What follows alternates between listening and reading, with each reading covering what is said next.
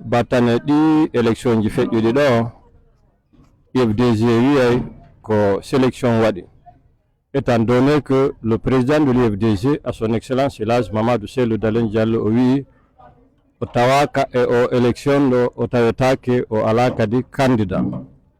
fi wonɗum o ala candidat. Élection ji ɗin ko gouvernement transitoire wona, président de transition on o wino kankoɓa membre de gouvernement ba kala wonɗo ka gouvernement e wonɓe takkiɓe kala e laamu wonɗo nder Guinée tawdetake e ɗi élection ji ɗon. Joni noon o hawki ngal wondigal makko ɗon ko ɗum waɗi si wondema FDG e parti politique ji ɗin heddiɗi ɗin joɗɗinaka yewtidaka tawaka tawetake tawdaka kadi. Alors élection non ko wiyete élection ko c'est l'émanation de la volonté du peuple. Alors ko wiyete kon démocratie ko ɗum wonano pyramide fi Guinée pour la séparation des pouvoirs exécutif, législatif et judiciaire. Pouvoir ji ɗin tati ko seedu tawi noon ɗum ɗon wonali ka nder leydi Guinée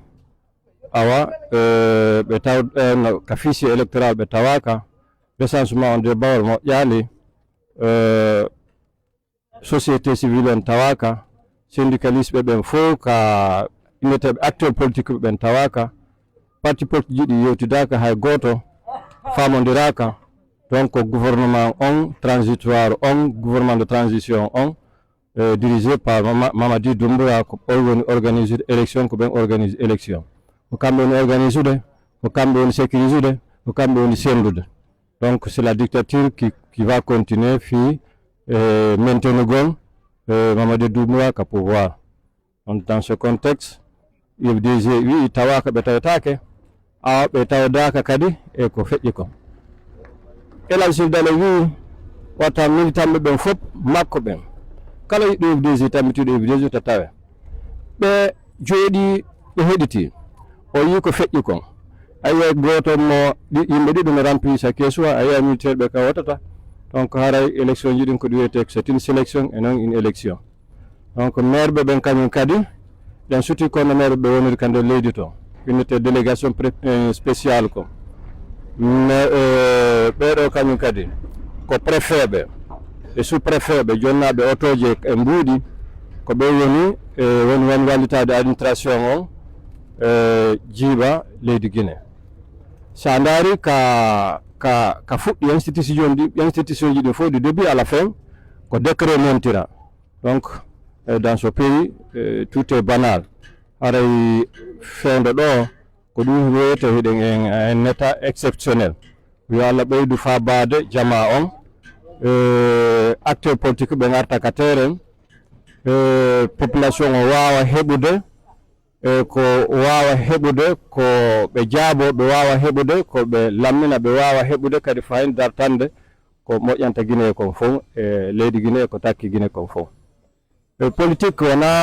wona sengo woto ko jama on fof hawtotota fotta yewta lammina goɗɗo hena goɗɗo suɓoto hoore mum ko jama on suɓoto laamotoɗo. Donc tandis qu'en Guinée ko sengo na yahirede ko piikaji ɗo wona tournirede e hoore population on baraka population on ɓe waɗa ko ɓe faala. Donc haray FDG menen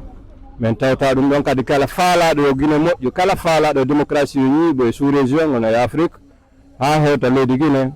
yo daɗo darito e tambito FDG e ko président mum o fi no état de droit et la séparation des pouvoirs, la bonne gouvernance heɓora ka nder leydi. Élection mo tata ɓe putiche ɓe ɗon gente militaire o mo Mamadi Doumbouya ƴetti waɗi hanki. Donc ɗon andi taw e wawata wolde fi élection yo wolani fi ka iwa toon par ce que aray ko ƴetti laamu ngu ñande 2 septembre 2021 2021 o wanno discours o janno labbaɗo mo Guinée fof faala nande wi wondema haray wona kanko wona ministre jo wona président kala tawaɗo e transition on haray wonoyta candidat fi élection ji ɗi lannugol transition ɓayara transition ko ƴugol e toɓɓere ara e toɓɓere ƴugol e nokkure ara e nokkure ƴugol e point A ara e point B. Donc ko ɗum waɗi wiyete transition moving one place to another. Donc ɗum ɗo waɗi waɗama ko ɗum ɗon ko lannirani ɗum ko élection ji ɗin aray no gandi o wanno toɓɓe sappo o wi ɗen toɓɓe sappo ɗon ko beeɗe waɗe no recensement élection législative élection maire ɓe élection présidentielle fen piiji no ɗuuɗi ono toujours o respectani saria makko on o respectani konngol makko ngol o respectani constitution mo waɗani hoore makko on par ce que ko constitution makko ton no windi ton ɓe wondema si o wonani haray candidat ɗota constitution o no windi so o wonay candidat o ɓortoto teni o waɗa lebbi tati ka civilian society so wawa wonude candidate joni noon o wawani ɗum ɗo fof waɗani charte de transition mo windi on ko kanko windi charte de transition on o jonni guinéenɓe ɓen o wi toon article gono toon article sinami fawi article 76 o wi on article 46 article sappo e nawaɓe o capanɗe nawaɓe o jeego on no wi wondema kanko maɗum kala jeeɗo transition o tawetake élection ji ɗi ɗum ɗo fof o firti tigui tigui on o waɗi ko wiyete kon o wooli konngol o hutorani konngol ngol o wooli ngol puisque sa nani ɗo joni bi inna ya président sellu ɓe kelluno ɓe weltino ko neni ɓe soutenimo ɓe soutenirani Mamadou Doumbouya par ce que haray ko militaire ma haray ko teni o waɗi koɓe souteniri Mamadou Doumbouya c'est par ce que ko yewtere ko yewti kon ko saabu ɗum waɗi ha ɓe souteni Mamadou ko sifa ɗum waɗi ha ɓe soutenimo par ce que yewtere makko nden hari no nani fewdo ka o ari ɗon par ce que Guinée en fof yiɗuno nande o woni ko yewti Alpha Condé waɗi 3e mandat bonni constitution o wari yimɓe hari Guinée en fof ronki donc joni noon ɓawi o ari o yi ɗum ɗon lanni leñol lanni leydi ndi goɗɗo kadi mayata seedeni o yawno e bambe to ka guiɗe yimɓe ɓe Alpha Condé ɓe wara ɗon surra o yawno ɗon o heeri o juuriɓe kanko équipe makko o ummi o arti kono ɗum ka nafani par ce que kanko tum laamu makko o wari ko fanɗi o 76 people more than 76 people woodi ko wari ka laamu makko donc ɗum ɗon fof o waɗi ko noon ardi ha élection o hanki o andi taw ɓe waɗi élection ko wonti référendum fi adoptugol new constitution ko ɗum ni yes o no ɓe inni yes o waɗi remporté yes o wini e noon constitution won ɗon kadi nini hanki ɓe waɗi élection ji ɗin ha wana o leer ɗo ka yewten ɗo tawi debbo sardiɗo fi élection ji ɗin ko ɗum wiyete Zeynab Touré o déclari kanko déjà 85% waɗi participé e vote on adi faux archi faux ɗum wawani wadde hay laggine vote waɗani par ce que mi yewdi e Guinée ɓe toon ɓen kono ɓe force yimɓe ɓen ɓe ɗayna kadi yimɓe ɓen wano onon journaliste ɓe ɓen o yi wano Gambie ɗo ka wonɗen ɗo o yawno ka vote toon elki e Daaru ɗon o yi ko honno yimɓe ɓe yaari toon donc no wiri ɗon ɗo ni koni kadi woniri e nokkeli buy e nder Laguiné woni ko Kankan woni ko Zéro Koré woni ko Labbe woni ko Mamou woni ko Boké woni ko Conakry woni ko Fria woni ko Farana vote waɗani par ce que sa daari ɗi campagne ji waɗɗi ɗo ma ɓe journaliste ɓe maɓɓe ɗo ko hombo nanɗa no wowla yo campagne ha hande fi yimɓe ko nanga hombo nanɗa no wowla yo campagne ha hande fi yimɓe ko wara eɗen gandi wano journaliste ɗimmojo moon Habib Marwan Camara mo nanga hewra fus e Feninke Mengue Billo Ba e wiɗo baba journaliste jogo baba Babila Keita Elage Keita ɓe ƴeewi julugol subaka ɓe nanga kon ɗum mawɗo mo 75 ans 75 years nangante fi ɓiɗɗo makko no waɗi sorti ko tata laamu no dénonce ko laamu woni wadde ko ala yawde e lenni donc yi ɓiɓɓe eli kamanoɓen ka nanga justice waɗani ɓeɗo fof nangama hay goto wowlani hay goto ñoƴƴani hay goto susta wolde par ce que leynin ko andirta taw leynidi ndi woni e kaw hay joni imamuɓe e ngol ɗo wanno ko wiyete mouvement de soutien ɓe namo mouvement Soukran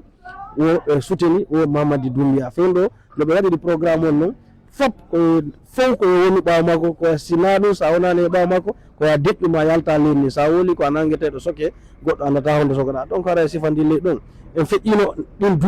duuɓi feƴƴino hande kadi si tawi sifa ɗum accani e nder leydi accani e nder continent Afrique o ara enen africain siwa yarde yesso par ce que ara wona Laguiné to woni wadde no wadde e leyɗe buy Afrique kadi sifa ɗi kidnapping ji tieriji ara parti au pouvoir parti laamiɓe ɓenna forcé fof jokka men sa jokkani men haray min wattini sa tawi ma ɗum deƴƴa donc ɗum moƴƴana Afrique donc ko démocratie o waɗa développe de leynin ɗum waɗi haray présidentiel menen wonɓe kay FDG ɓen